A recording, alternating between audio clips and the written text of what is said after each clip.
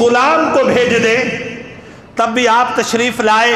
بہرحال حضور تشریف لاتے، آقا تشریف لاتے، ہمارے سردار تشریف لاتے، پیر و مرشد تشریف لاتے تو بڑا مقام ملتا، بڑا توجہ طلب بات ہے۔ فرماتے ہیں سنو، اللہ تعالیٰ فرماتا ہے لیلۃ القدر وہ رات ہے جس میں فرشتے اترتے ہیں، جس میں ملائکہ اترتے ہیں، جس میں روح الامین اترتا ہے، جس میں نبی کے غلام اترتے ہیں، جس میں نبی کے خادم اترتے ہیں، جس میں نبی کے گنبد خضرا کے طواف کرنے والے اترتے ہیں۔ تو علامہ فرماتے ہیں بتاؤ وہ رات افضل ہے جس میں غلام اترے یا وہ رات افضل ہے جس میں خدا کا تشریف لائے؟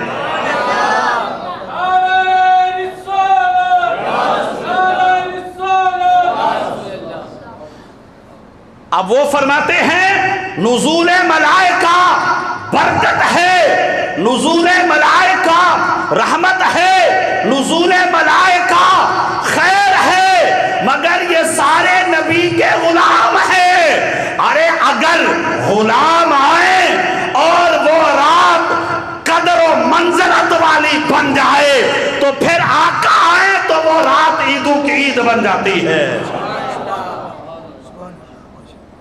ایک اور میں آپ سے یہ پوچھنا چاہتا ہوں کہ لیلۃ القدر کو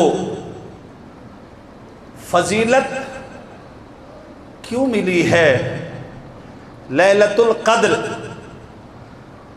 کو مقام کیوں ملا ہے؟ فرماتے ہیں یہ بات یاد رکھیے گا، لیلۃ القدر جو ہے یہ وہ رات ہے جو اس کا فائدہ یہی امت اٹھا رہی ہے۔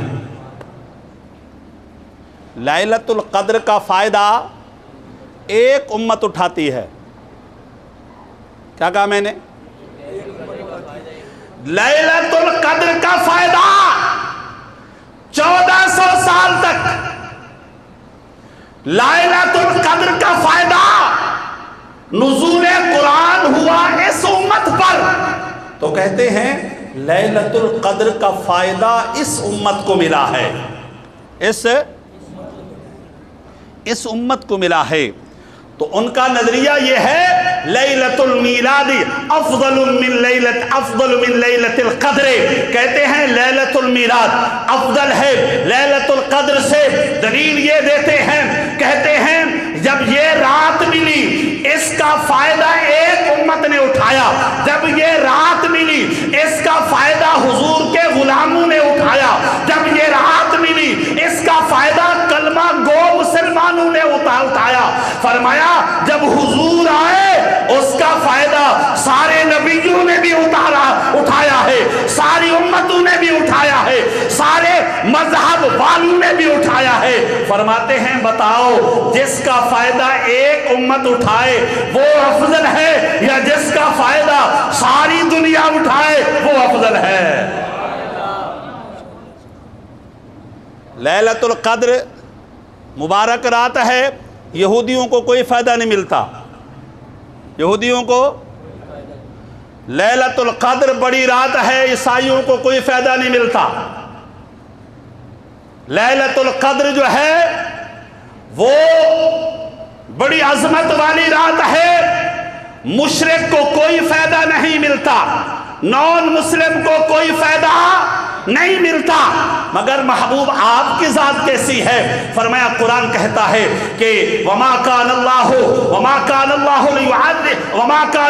ان يعذبهم وانت فيهم، فرمایا محبوب اللہ کی یہ شان ہے ہی نہیں کہ ان کو عذاب دے کہ جب تک کہ تو ہے۔ فرمایا محبوب کے آنے کا فائدہ اپنوں نے بھی اٹھایا ہے، غیروں نے بھی اٹھایا ہے، اپنوں نے بھی اٹھایا ہے، غیروں نے بھی اٹھایا ہے۔ لیلۃ القدر کا فائدہ اپنے اٹھاتے ہیں اور لیلۃ المیلاد کا فائدہ اپنے بھی اٹھاتے ہیں، غیر بھی۔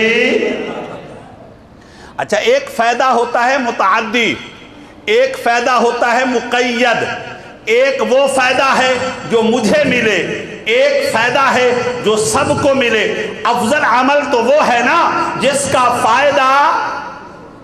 فائدہ سب کو ملے۔ اب سنیے قرآن کیا کہتا ہے، اللہ اکبر۔ علماء نے کہا سنو، حضور علیہ الصلوۃ والتسلیم کی جو نسبت ہے،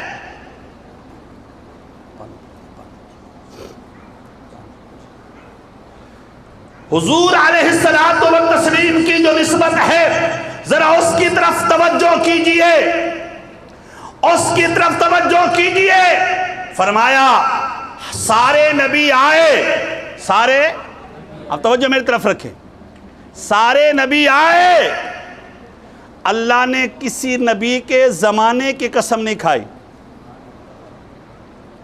سارے نبی آئے، اللہ نے کسی نبی کے زمانے کی قسم نہیں کھائی۔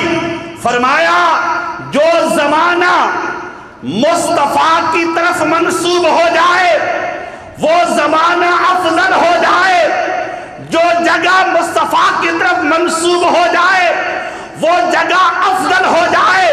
فرمایا جو رات مصطفیٰ کی طرف منسوب ہو جائے وہ رات بھی افضل ہو جائے، وہ رات بھی افضل ہو جائے۔ آپ پوچھئے مولویوں سے، مولویوں بتاؤ حضور کی امت افضل ہے، امت افضل ہے کیوں؟ منسوب الی النبی ہو گئے، چہروں کی وجہ سے نہیں، عمل کی وجہ سے نہیں، نسبت مصطفیٰ کی وجہ سے، نسبت مصطفیٰ کی وجہ سے۔ نسبت مصطفیٰ ہو گئی تو ہم افضل ٹھہرے، نسبت مصطفیٰ ہو گئی تو زمانہ افضل ٹھہرا، نسبت مصطفیٰ ہو گئی تو مکان افضل ٹھہرا۔ علماء نے لکھا ہے میرے محبوب جس جگہ پر موجود ہے وہ گنبد خضرا کا وہ محل جس پر ذات مصطفیٰ موجود ہے، لوح و قلم سے بھی افضل ہے، عرش اعلیٰ سے بھی افضل ہے، ہر شے سے افضل ہے، کیونکہ اس کی نسبت مصطفیٰ کی طرف ہو گئی ہے۔ ارے جس جگہ پر نسبت مصطفیٰ ہو جائے وہ جگہ افضل ہو جائے، تو جس رات کو نسبت مصطفیٰ مل جائے تو وہ رات بھی افضل ہو جائے۔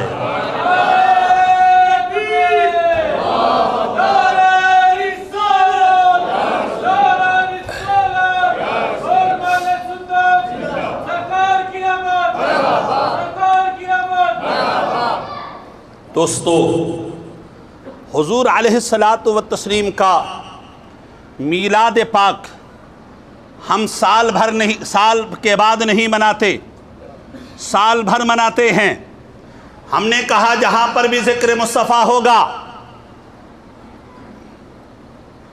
ایک صاحب کہنے لگے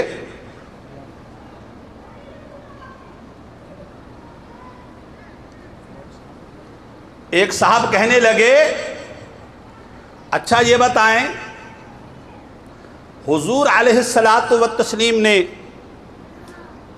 یہ تو اکثر و بیشتر کہتے ہیں کہ حضور علیہ الصلوۃ والتسلیم نے اپنا میلاد منایا۔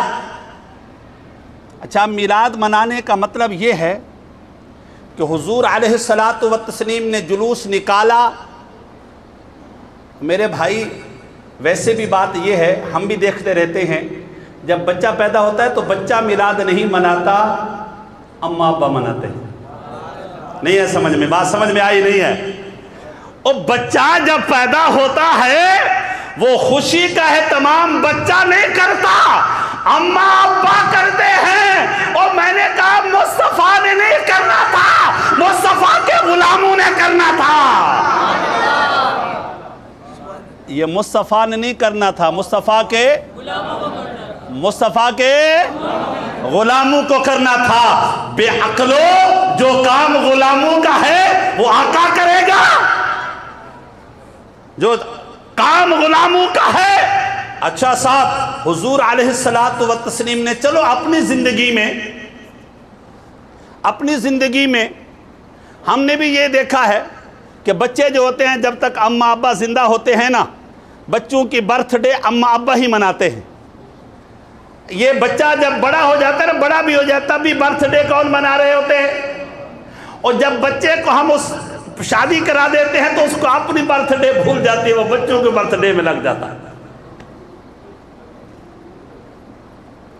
وہ بچوں کی اور برتھ ڈے ہوتی ہے، کبھی بند نہیں ہوئی، مگر مناتا وہ ہے جو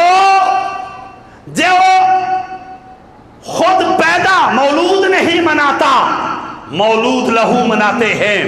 تو ہم بھی یہی کہتے ہیں، حضور علیہ الصلوۃ والتسلیم نے اپنا میلاد منایا، اپنے میلاد پر آپ نے کوئی خوشی کا اہتمام کیا تو سنو،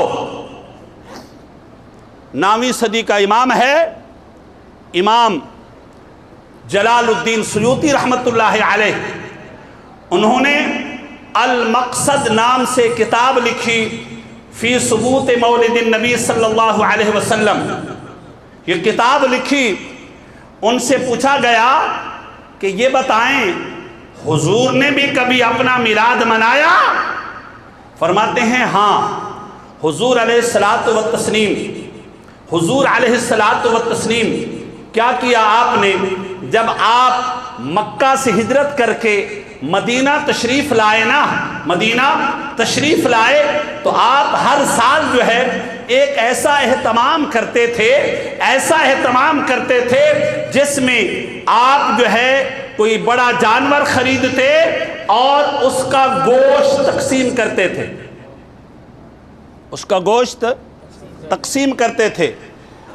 امام جلال الدین سیوطی نے لکھا ہے کہ اگر کوئی پوچھے کہ حضور یہ گوشت سال کے بعد کیوں تقسیم کرتے تھے تو وہ کہتے ہیں میں یہ کہتا ہوں حضور اپنے میلاد کی خوشی مناتے تھے، میلاد کی خوشی مناتے تھے۔ کسی نے کہا کہ او سیوطی صاحب مسئلہ یہ ہے حضور علیہ الصلوۃ والتسلیم اپنا عقیقہ کرتے تھے، اپنا عقیقہ کرتے تھے، تو امام جلال الدین سیوطی نے فرمایا او میرے بھائی، عقیقہ ایک مرتبہ ہوتا ہے، برتھ ڈے سال بھر ہوتا ہے۔ اچھا مجھے بتائیے کبھی سال کے بعد آپ نے کہا میں عقیقہ کر رہا ہوں دوبارہ، اگلے سال پھر عقیقہ کر رہا ہوں، برتھ ڈے ہو رہی ہے؟ تو کہنے لگے سنو، حضور علیہ الصلوۃ والتسلیم جب پیدا ہوئے تو آپ کے دادا عبد المطلب نے آپ کا عقیقہ کیا تھا، جب عقیقہ ہو چکا عقیقہ دوبارہ نہیں ہوتا، حضور ہر سال یہ جو گوشت تقسیم کیا کرتے تھے یہ عقیقے کا گوشت نہیں تھا، میلاد مصطفیٰ کی خوشی تھی۔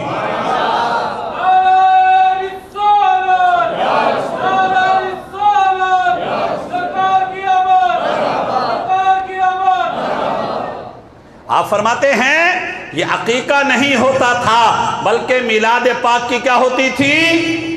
یہ 9ویں صدی کا امام ہے احمد رضا، تو 12ویں صدی 1272 میں پیدا ہوا ہے میرے بھائی۔ آئیے صاحب،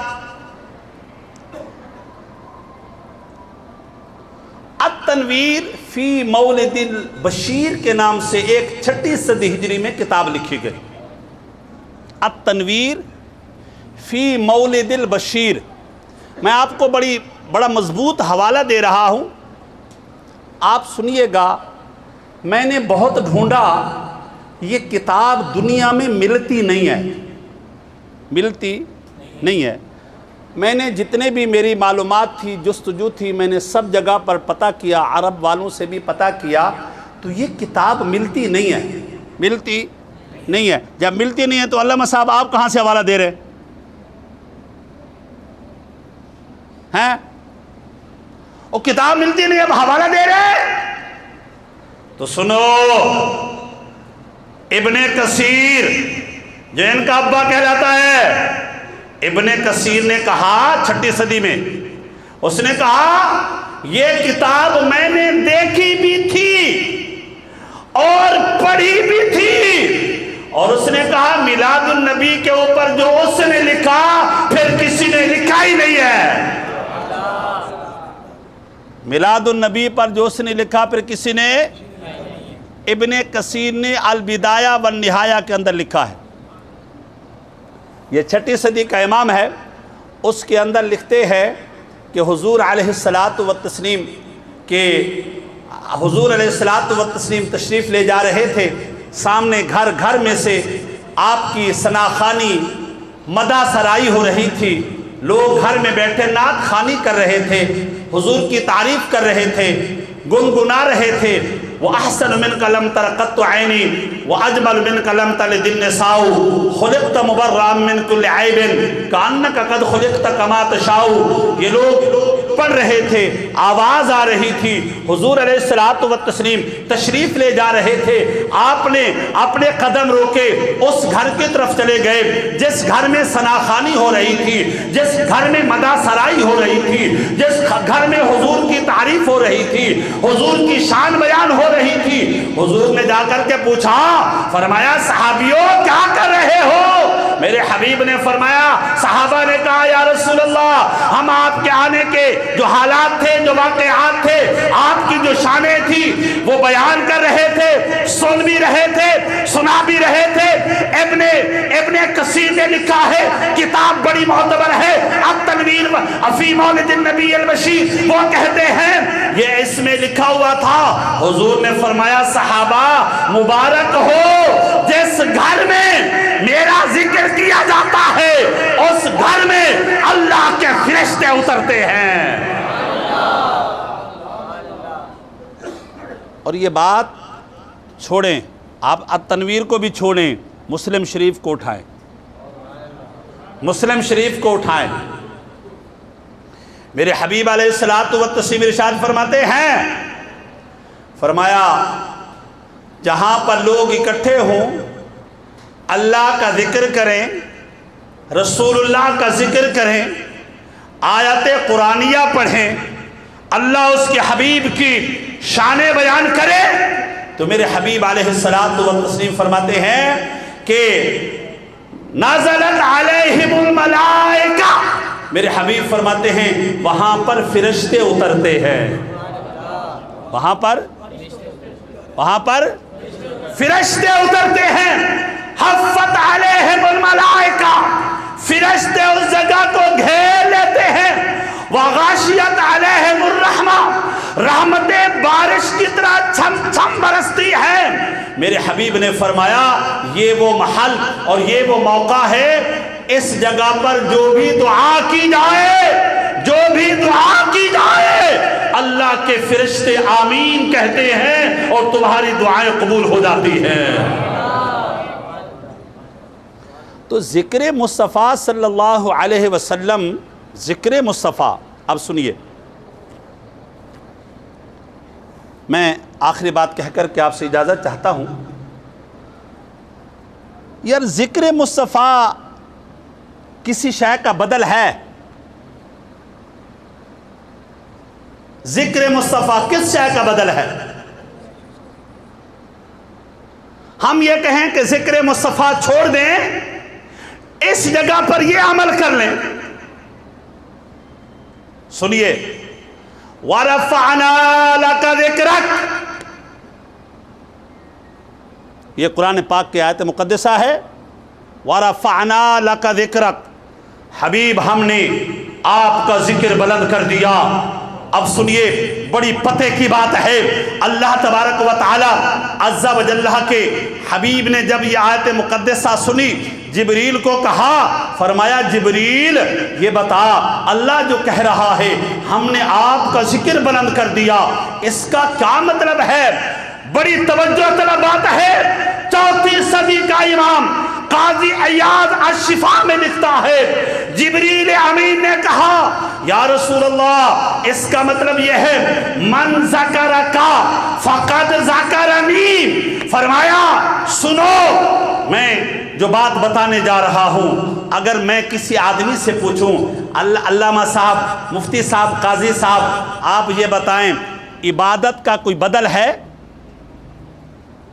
عبادت کا کوئی بدل ہے کہ میں یہ چاہوں کہ عبادت چھوڑ دوں، اس جگہ پر میں یہ کام کروں؟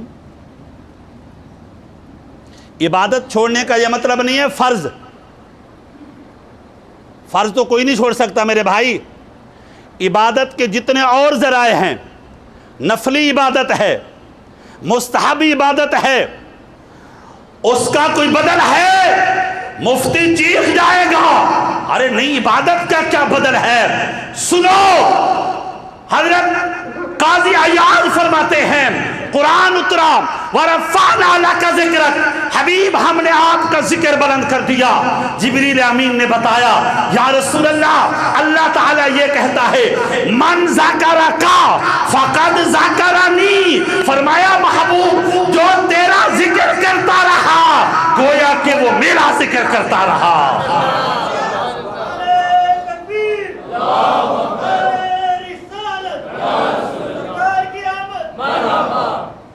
दुनिया में कोई ऐसा शख्स नहीं है जिसका जिक्र अल्लाह की इबादत का बदल बन सके, अल्लाह की इबादत का बदल बन सके, अल्लाह की इबादत का बदल बन सके। मगर मेरे हबीब ने फरमाया, अल्लाह ने फरमाया मन ज़करका फ़क़द ज़करनी, फरमाया महबूब जो तेरा जिक्र करता रहा गोया कि उसने मेरा जिक्र कर दिया, गोया कि मुस्तफ़ा का जिक्र करना। सुनो, जितना देर तुम मस्जिद में बैठे हुए हो हमें कहते हैं कि भाई इतना देर कोई नफिल पढ़ लेते, इतना देर कोई तहज्जुद पढ़ ले, तहज्जुद की 2 रकातें पढ़ लेते, इतना देर कोई और नमाज पढ़ लेते। मैंने कहा क्यों? फरमाया इसकी जगह पर तो अल्लाह की इबादत हो जाती। मगर सुनिए, नफली इबादत का बदल जिक्र मुस्तफ़ा बन सकता है। अगर किसी ने नफली इबादत छोड़ दी और अल्लाह के महबूब का जिक्र किया, खुदा की कसम वो भी इबादत में शुमार होगी, वो भी इबादत में शुमार होगी। और एक और बात बताऊं, ये सही हदीस है, इब्न क़य्यिम ने जिलाउल फ़हाम के अंदर लिखी है। एक सहाबी हुजूर सल्लल्लाहु अलैहि वसल्लम के बारगाह में आया, कहने लगा या रसूलल्लाह सल्लल्लाहु अलैहि वसल्लम मेरा जी चाहता है मैं अपने जो ज़िंदगी ड्यूरेशन दिन का है, दिन है रात है 24 घंटे हैं, मैं चाहता हूँ कि मैं इन दिनों का जो हिस्सा है, रात का जो हिस्सा है, एक हिस्सा जो है मैं आप पर दुरूद व सलाम पढ़ूं। एक हिस्सा मतलब ये है दिन के हैं तो 3 घंटे मैं आप पर दुरूद व सलाम पढ़ूं। 3 घंटे में, इस घंटों में तो नमाज तो नहीं हो सकती ना जी, अब सुबह के बाद 3 घंटों में नमाज तो नहीं हो सकती ना। उसने कहा मेरा जी चाहता है मैं दुरूद व सलाम पढ़ूं 3 घंटे, बेहतर है? हुजूर ने फरमाया बेहतर है औ ज़िद अलैहि, अगर इस पर मजीद बढ़ा देगा तो मजीद सवाब मिलेगा। उसने कहा या रसूल अल्लाह मैं 6 घंटे क्या करूंगा? बोले क्या करूंगा? क्या करूंगा? बोले यार क्या करूंगा? दुरूद व सलाम, नफिल नहीं पढ़ूंगा, नफिल नहीं पढ़ूंगा, नफिल नहीं पढ़ूंगा। नफिल इबादत लिल्लाह होती है, दुरूद मोहब्बत इला रसूल होती है। दुरूद मोहब्बत का जरिया है, नबी की इबादत तो नहीं हो सकती ना जी, मोहब्बत का इजहार हो सकता है। फरमाया 6 घंटे में चाहता हूं दुरूद पढ़ूं, बाकी मैं अपना काम करता रहूं। मेरे हबीब ने फरमाया ठीक है औज़िद अलैहि, और भी बढ़ाना चाहे तो बढ़ा ले। उसने कहा या रसूल अल्लाह मैं चाहता हूं कि मैं 9 घंटे जो है वो 9 घंटे जो है मैं क्या करूं? दुरूद पढ़ूं, 3 घंटे बाकी मसरूफियात रखूं। ये ठीक है? हुजूर ने फरमाया औज़िद अलैहि, इस पर और बढ़ाना चाहे तो बढ़ा ले। उसने कहा या रसूल अल्लाह मैं चाहता हूं जो अल्लाह की इबादत है, फर्ज है, वो तो अदा करूं, बाकी जो टाइम बचे आप पर दुरूद व सलाम पढ़ूं। मेरे हबीब ने फरमाया अगर तूने ऐसा किया तो मैं मोहम्मद ज़मानत देता हूं अल्लाह तेरी मुश्किलें भी हल करेगा, तेरी परेशानियों को भी दूर कर देगा।